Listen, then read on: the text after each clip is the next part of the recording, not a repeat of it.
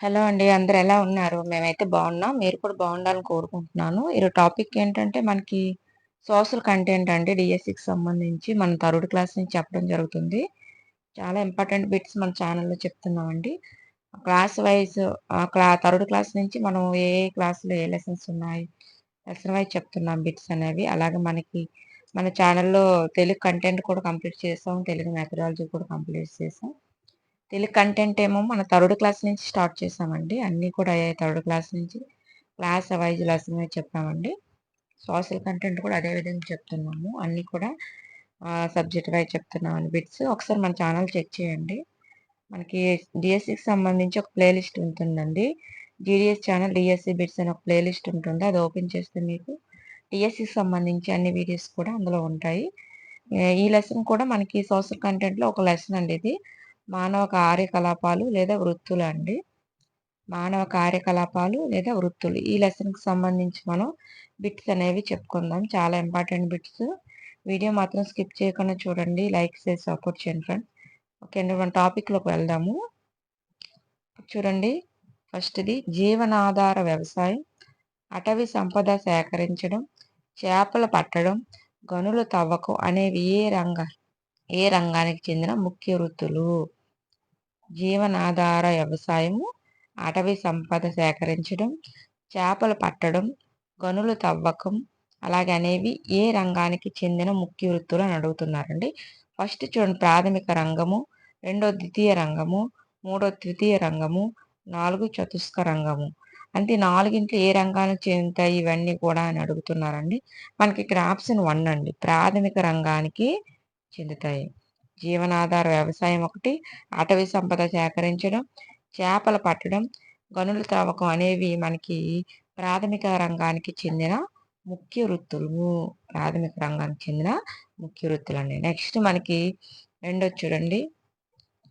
క్రింది వాటిలో ద్వితీయ రంగానికి చెందిన వృత్తులు కిందకు వచ్చే అంశాలు ఏవి? ఈ కింది వాటిలో ద్వితీయ రంగానికి చెందిన వృత్తులు ఏవి అని అడుగుతున్నారండి. ఫస్ట్ చూడండి ఒక నిర్దిష్ట ఉద్దేశంలో పంటలు పండించడం, అలాగే పశు సంపద పోషణ, అలాగే వస్తు రూపం మార్చి వాటి విలువ పెంచే కార్యక్రమాలు. ఈ రెండిట్లో ఏవి ద్వితీయ రంగానికి మనకు చెందుతాయని అడుగుతున్నారండి. ఈ రెండిట్లో ఏంటంటే మనకి ఇక్కడ ఆప్షన్ 2 అండి. ఏబి అంటే 2 కూడా. ఈ 2 కూడా మనకి ద్వితీయ రంగానికి చెందిన వృత్తులు. అంటే ఒక నిర్దిష్ట ఉద్దేశంలో పంటలు పండించడం, పశు సంపద పోషణ, అలాగే వస్తు రూపం మార్చి వాటి విలువ పెంచే కార్యక్రమాలు. ఈ 2 కూడా మనకి ద్వితీయ రంగానికి చెందినవి. నెక్స్ట్ మనకు చూడండి మూడోది. ప్రకృతి నుండి వస్తు సేకరణలో నిమగ్నమైన వారు ఏ రంగానికి చెందిన వృత్తిలోకి వస్తారు? ప్రకృతి నుండి వస్తు సేకరణలో నిమగ్నమైన వారు ఏ రంగానికి చెందిన వృత్తులోకి వస్తారు అని అడుగుతున్నారండి. ఫస్ట్ చూడండి ప్రాథమిక రంగము, రెండోది ద్వితీయ రంగము, మూడోది తృతీయ రంగము, 4 చతుస్క రంగము. ఏ రంగంలోకి వస్తారని అడుగుతున్నారండి 4. ప్రకృతి నుండి వస్తు సేకరణలో నిమగ్నమైన వారు ఏ రంగానికి చెందిన వృత్తిలోకి వస్తారంటే మనకి ఇక్కడ ఆప్షన్ 1 అండి. ప్రాథమిక రంగానికి చెందినవారు.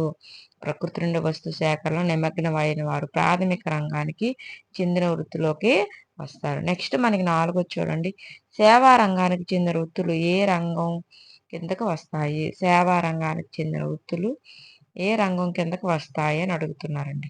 ఫస్ట్ చూడండి పంచమ రంగము, చతుస్క రంగము, తృతీయ రంగము, ద్వితీయ రంగము. ఏ రంగంలోకి వస్తారు? సేవా రంగానికి చెందిన వృత్తులు ఏ రంగం కిందకు వస్తాయి అంటే మనకి ఇక్కడ ఆప్షన్ 3 అండి. తృతీయ రంగానికి వస్తారు. సేవా రంగం అనేది మనకి తృతీయ రంగానికి వస్తుంది. సేవా రంగం అనేది మనకి ఏ రంగంలోకి వస్తుందంటే తృతీయ రంగంలోకి వస్తుంది. నెక్స్ట్ మనకు చూడండి ఐదోది. గుమస్తాలు, వ్యక్తిగత సేవలు అందించేవారు, వ్యాపార రవాణా రంగంలోని వారు ఏ రంగం కిందకు వస్తారు? గుమస్తాలు, వ్యక్తిగత సేవలు అందించేవారు, వ్యాపారస్తులు, రవాణా అవన్నీ కూడా మనకి ఏ రంగం కిందకు వస్తాయి అని అడుగుతున్నారండి. ఫస్ట్ చూడండి ప్రాథమిక రంగమా, ద్వితీయ రంగమా, తృతీయ రంగమా, చతుస్క రంగమా ఏ రంగం కిందకు వస్తారంటే మనకి ఆప్షన్ 3 అండి. తృతీయ రంగానికి కిందకు వస్తారు. అంటే గుమస్తాలు, వ్యక్తిగత సేవలు అందించేవారు, వ్యాపారస్తులు, రవాణా ఇవన్నీ కూడా మనకి తృతీయ రంగం కిందకి వస్తారు. నెక్స్ట్ ఆరోది చూడండి. ఆర్థిక, ఆరోగ్య, వినోద, విద్య, సమాచార, దత్తాంశ సంపాదన రంగాలు, ప్రభుత్వ అధికారులు ఏ రంగం కిందకి ఉదాహరణలు అంటే ఏ రంగం కిందకి వస్తారని అడుగుతున్నారండి. ఆర్థిక, ఆరోగ్య, వినోదం, విద్య, అలాగే సమాచార, దత్తాంశ సంపాదన రంగాలు, అలాగే ప్రభుత్వ అధికారులు ఏ రంగం కిందకు వస్తారని అడుగుతున్నారండి. ఫస్ట్ చూడండి, పంచమ రంగము, చతుస్క రంగము, తృతీయ రంగము, ద్వితీయ రంగము ఏ రంగం కిందకు వస్తారని అడుగుతున్నారండి. మనకి ఇక్కడ ఆప్షన్ 2 అండి. చతుస్క రంగం కిందకి వస్తారు, అంటే 4వ రంగంలోకి వస్తారు. ఆర్థిక, ఆరోగ్య, వినోద, విద్య, సమాచార, దత్తాంశ సంపాదన రంగాలు, ప్రభుత్వ అధికారులు మనకి చతుస్క రంగం కిందకి వస్తారు. నెక్స్ట్ మనకి చూడండి 7వది.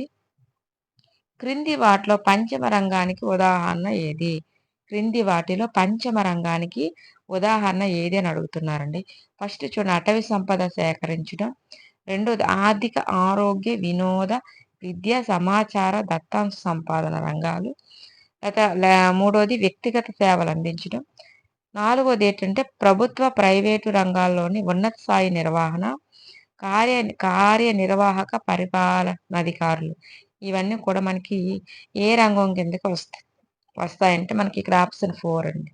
మనకి ప్రభుత్వ, ప్రైవేటు రంగాల్లోని ఉన్నత స్థాయి నిర్వహణ, కార్యనిర్వహణ పరిపాలన అధికారులు ఇవన్నీ కూడా మనకి పంచమ రంగం అంటే 5వ రంగానికి వస్తాయన్నమాట. నెక్స్ట్ 8వది చూడండి. ఆహార ఉత్పత్తి, ముడి సరుకు ఉత్పత్తి చేసే ముడి సరుకు ఉత్పత్తి అనేవి ఏ రంగం కిందకు వస్తాయి? ఆహార ఉత్పత్తి, ముడి సరుకు ఉత్పత్తి అనేవి ఏ రంగం కిందకు వస్తాయి అని అడుగుతున్నాను. ప్రాథమిక రంగమా, ద్వితీయ రంగమా, తృతీయ రంగమా, చతుస్క రంగమా ఏ రంగం కిందకు వస్తాయి? ఆహార ఉత్పత్తి, ముడి సరుకు ఉత్పత్తి అనేవి మనకి ఏ రంగం కిందకి వస్తాయంటే మనకి ఇక్కడ ఆప్షన్ 1 అండి. మనకి ఆప్షన్ 1 మనకి ప్రాథమిక రంగంలోకి వస్తాయి. ఆహార ఉత్పత్తి, ముడి సరుకు ఉత్పత్తి అనేవి మనకి ప్రాథమిక రంగంలోకి వస్తాయి. ఆహార ఉత్పత్తి, ముడి సరుకు ఉత్పత్తి అనేవి మనకి ప్రాథమిక రంగంలోకి వస్తాయి. నెక్స్ట్ మనకి 9వది చూడండి. ప్రాథమిక రంగ వృత్తుల్లో నిమగ్నమైన వారిని ఏమంటాము? ప్రాథమిక రంగ వృత్తుల్లో నిమగ్నమైన వారిని ఏమంటారు? Red collar workers, blue collar workers, pink collar ఉద్యోగులు, గోల్డ్ కాలర్ ఉద్యోగులు ఏ రకం ఏమని పిలుస్తాము, ఏమని అంటాము అని అడుగుతున్నారండి. ప్రాథమిక రంగ వృత్తుల్లో నిమగ్నం అని ఏమంటామంటే మనకి ఇక్కడ ఆప్షన్ ఉందండి. రెడ్ కాలర్ వర్కర్స్ అని అంటాము. ప్రాథమిక రంగ వృత్తుల్లో నిమగ్నమైన వారిని మనం రెడ్ కాలర్ వర్కర్స్ అని అంటాము. ప్రాథమిక రంగ వృత్తుల్లో నిమగ్నమైన వారిని మనం రెడ్ కాలర్ వర్కర్స్ అని అంటాము. నెక్స్ట్ మనకు 10వది చూడండి. ఏ రంగంలోని వృత్తులలో పనిచేసే వారిని సేవా రంగ పనివారు అంటాము? ఏ రంగంలోని వృత్తుల్లో పనిచేసే వారిని సేవా రంగ పనివారు అంటాము అంటున్నాను. ఫస్ట్ చూడండి, ప్రాథమిక రంగం, ద్వితీయ రంగం, తృతీయ రంగం, చతుస్క రంగం ఏ రంగం అని అంటే మనకి ఇక్కడ ఆప్షన్ 2 అండి. ద్వితీయ రంగం. ద్వితీయ రంగంలోని వృత్తుల్లో పనిచేసే వారిని సేవారంగ పనివారని అంటాము. నెక్స్ట్ మనకు చూడండి, తృతీయ రంగంలో వృత్తుల్లో పనిచేసే వారిని ఏమంటాము? తృతీయ రంగంలోని వృత్తుల్లో పనిచేసే వారిని ఏమంటాము? Red collar workers, blue collar workers, అలాగే గోల్డ్ కాలర్ ఉద్యోగులు, పింక్ కాలర్ ఉద్యోగులు మనం ఏమంటాము? తృతీయ రంగంలో వృత్తుల్లో పనిచేసే వారిని ఏమంటామంటే మనకు ఆప్షన్ 4 అండి. పింక్ కాలర్ ఉద్యోగులు. తృతీయ రంగం వృత్తుల్లో పనిచేసే వారిని పింక్ కాలర్ ఉద్యోగులని అంటాము. బ్లూ కాలర్ ఉద్యోగులు ఏ రంగం కిందకు వస్తారు? బ్లూ కాలర్ ఉద్యోగులు ఏ రంగం కిందకు వస్తారు? ఫస్ట్ చూడండి, ప్రాథమిక రంగం, ద్వితీయ రంగం, తృతీయ రంగం, పంచమ రంగం ఏ రంగం కిందకు వస్తారు? బ్లూ కాలర్ ఉద్యోగులు ఏ రంగం కిందకు వస్తారంటే మనకు ఆప్షన్ 2 ద్వితీయ రంగం కిందకు వస్తారు. బ్లూ కాలర్ ఉద్యోగులు మనకి ద్వితీయ రంగంలోకి, తృతీయ రంగంలోకి పింక్ కాలర్ ఉద్యోగులు వస్తారు. క్రింది వాటిలో చతుస్క రంగానికి సంబంధించిన ఉదాహరణ ఏది? కింది వాటిలో చతుస్క రంగానికి సంబంధించి ఉదాహరణ ఏది? ఫస్ట్ చూడండి, న్యాయవాద, విద్య, వైద్య, గుణాంక, అధ్యయన, పరిపాలన సంబంధ అధికారులు. అలాగే శాస్త్రవేత్త, ప్రభుత్వ సంస్థలో ఉన్న విద్య కార్యదర్శి. మూడోది వ్యాపార రవాణా రంగంలోని వారు. నాలుగోది ప్రకృతి నుండి వస్తు శాఖలో నిమగ్నం. అసలు ఈ నాలుగింట్లో ఏవి చతుస్క రంగానికి సంబంధించినవి అని అడుగుతున్నారు. మనకి ఇక్కడ ఆప్షన్ 1 అండి. న్యాయవాద ఒకటి, విద్య, వైద్య, గణాంక, అధ్యయన, పరిపాలన సంబంధ అధికారులు మనకి చతుస్క రంగానికి సంబంధించిన ఉదాహరణల కింద వస్తాయి. నెక్స్ట్ మనకు 14 చూడండి. శాస్త్రవేత్తలు ప్రభుత్వ సంస్థలో ఉన్న కార్యదర్శి ఏ రంగ వృత్తులకు ఉదాహరణ?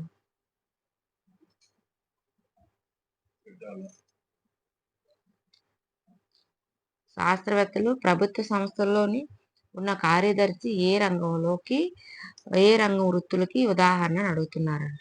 ఫస్ట్ చూడండి, పంచమ రంగం, చతుస్క రంగం, తృతీయ రంగం, ద్వితీయ రంగం ఏ రంగం కిందకి వస్తారు అని అడుగుతున్నారండి. మనకి ఇక్కడ ఆప్షన్ 1 అండి, పంచమ రంగం కిందకి వస్తారు. శాస్త్రవేత్తలు ప్రభుత్వ సంస్థలో ఉన్న కార్యదర్శి ఏ రంగంలో వృత్తులకు ఉదాహరణ? శాస్త్రవేత్తలు ప్రభుత్వ సంస్థలో ఉన్న కార్యదర్శి ఏ రంగంలో వృత్తులకు ఉదాహరణ అని అడుగుతున్నారండి. మనకి ఇక్కడ పంచమ రంగం అండి. నెక్స్ట్, గోల్డ్ కాలర్ ఉద్యోగులు ఏ రంగంలోకి వస్తారు? గోల్డ్ కాలర్ ఉద్యోగులు అండి. మనకి ఫస్ట్ చూడండి, పంచమ రంగం, చతుస్క రంగం, తృతీయ రంగం, ద్వితీయ రంగం ఏ రంగంలోకి వస్తారు గోల్డ్ కాలర్ ఉద్యోగులు అంటే? మనకి ఇక్కడ ఆప్షన్ 1 అండి, పంచమ రంగం. గోల్డ్ కాలర్ ఉద్యోగులు పంచమ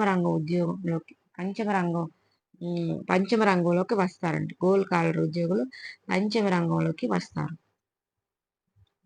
నెక్స్ట్ మనకు 16 చూడండి. మనకి ఇక్కడ జత చేయమన్నారండి. పంచమ రంగం, చతుస్క రంగం, తృతీయ రంగం, ద్వితీయ రంగం. దానికి మనకి ఏ ఉద్యోగులు ఏ రంగంలోకి వస్తారనేది మనకి ఇక్కడ జత చేయమన్నారు. మనకి ఇక్కడ ఆప్షన్ 2 అండి. మనకి ఇక్కడ ఆప్షన్ 2 కరెక్ట్ అవుతుంది.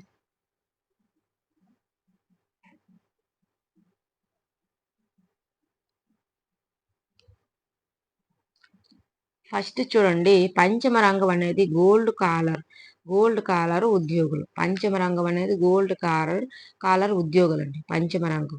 నెక్స్ట్ అది చతుస్క రంగం అనేది మనకి వైట్ కాలర్ ఉద్యోగులు అండి. చతుస్క రంగం అనేది వైట్ కాలర్ ఉద్యోగులు. తృతీయ రంగం అనేది మనకి పింక్ కాలర్ ఉద్యోగులు అండి, చతుస్క రంగం. అలాగే తృతీయ రంగం పింక్ కాలర్. ద్వితీయ రంగం ఏంటి, బ్లూ కలర్ కింద వస్తాయండి, బ్లూ కాలర్ వర్కర్స్ కింద వస్తాయి. ఫస్ట్ చూడండి, పంచమ రంగం ఏమో గోల్డ్ కాలర్ ఉద్యోగులు, చతుస్క రంగం ఏమో వైట్ కాలర్ ఉద్యోగులు, తృతీయ రంగం పింక్ కాలర్ ఉద్యోగులు, ద్వితీయ రంగం బ్లూ కాలర్ ఉద్యోగులు. ఈ విధంగా మనకి రావడం జరుగుతుంది. నెక్స్ట్ మనకి లాస్ట్ బిట్ అండి, ఈ లెసన్కి సంబంధించి మనకు లాస్ట్ బిట్ ఇది.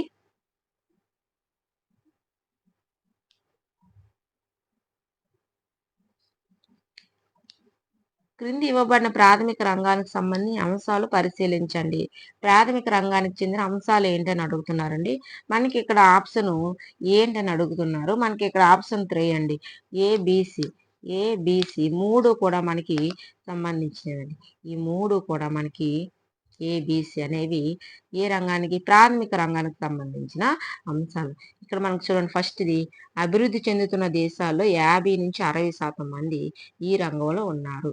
నెక్స్ట్ రెండోది, అభివృద్ధి చెందిన దేశాల్లో ఈ రంగంలో 5 మంది మాత్రమే ఉన్నారు. అలాగే ఈ రంగంలో ఆహార ఉత్పత్తి, ముడిసరుకు ఉత్పత్తి కాకుండా వేట, ఫలసేకరణ, వ్యవసాయం, మైనింగ్ ఉన్నాయి. ఇవన్నీ కూడా మనకి ప్రాథమిక రంగానికి చెందిన అంశాలు.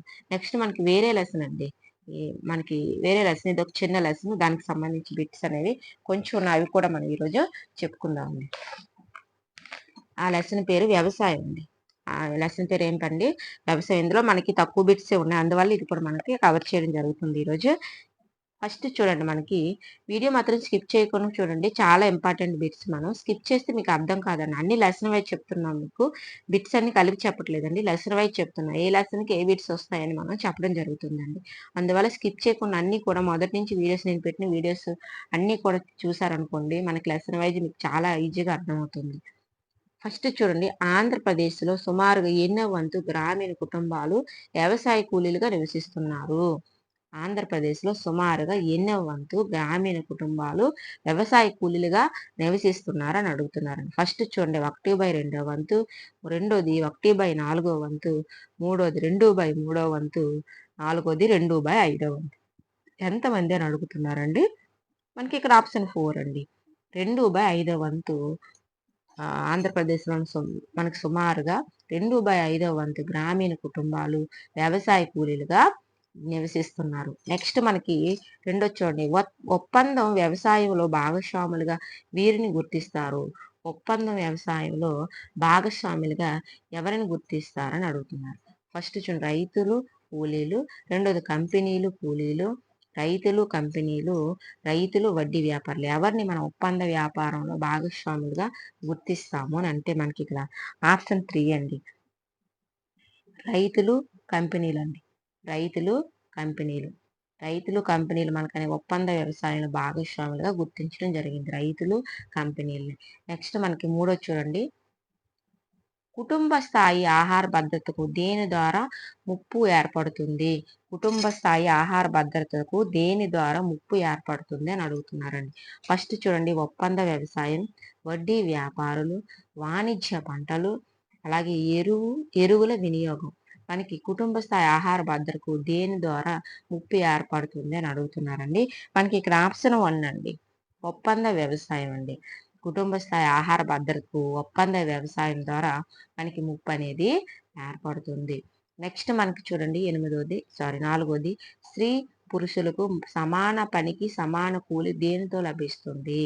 స్త్రీ పురుషులకు సమాన పనికి సమాన కూలి దేనితో లభిస్తుంది? ఫస్ట్ చూడండి, వ్యవసాయం పనులకి, ప్రభుత్వ పథకాలలో, వ్యవసాయేతర పనులకి, లేకపోతే ఏది కాదు, దేనికి స్త్రీ పురుషులకు సమాన పనికి సమాన కూలి లభిస్తుంది అని అడుగుతున్నారండి. మనకి ఇక్కడ ఆప్షన్ 2 అండి. ప్రభుత్వ పథకాలతో పథకాలతో సమాన పనికి సమాన కూలి అనేది స్త్రీ పురుషులకు లభిస్తుంది. స్త్రీ పురుషులకు సమాన పనికి సమాన కూలి మనకి ప్రభుత్వ పథకాలతో లభిస్తుంది. నెక్స్ట్ మనకి 5వ చూడండి. ముందుగా నిర్ణయించిన ధరలకు సరుకులను కొనుగోలు చేసే విధానం దేనితో అంతర్భాగంగా ఉంటుంది? ముందుగా నిర్ణయించిన ధరలకు సరుకులకు కొనుగోలు చేసే విధానం దేనితో అంతర్భాగం ఉంటుంది? ఫస్ట్ చూడు, పోడు వ్యవసాయమా, సాంద్ర వ్యవసాయమా, ఒప్పంద వ్యవసాయమా, విస్థాపన వ్యవసాయమా? ఏ వ్యవసాయం అండి? ముందుగా నిర్ణయించిన ధరలకు సరుకులను కొనుగోలు చేసే విధానం దేనితో అంతర్భాగం ఉంటుందంటే మనకి ఇక్కడ ఆప్షన్ 3 అండి. ఒప్పంద వ్యవసాయం అండి. ఒప్పంద వ్యవసాయంతో అంతర్భాగంగా ఉంటుంది. ముందుగా నిర్ణయించిన ధరలకు సరుకులను కొనుగోలు చేసే విధానం ఒప్పంద వ్యవసాయంలో అంతర్భాగంగా ఉంటుంది. నెక్స్ట్ 6వ చూడండి. ప్రస్తుతం ఆంధ్రప్రదేశ్‌లో సగం కంటే ఎక్కువ మంది రైతులు దేని మీద ఆధారపడి పంటలు పండిస్తున్నారు?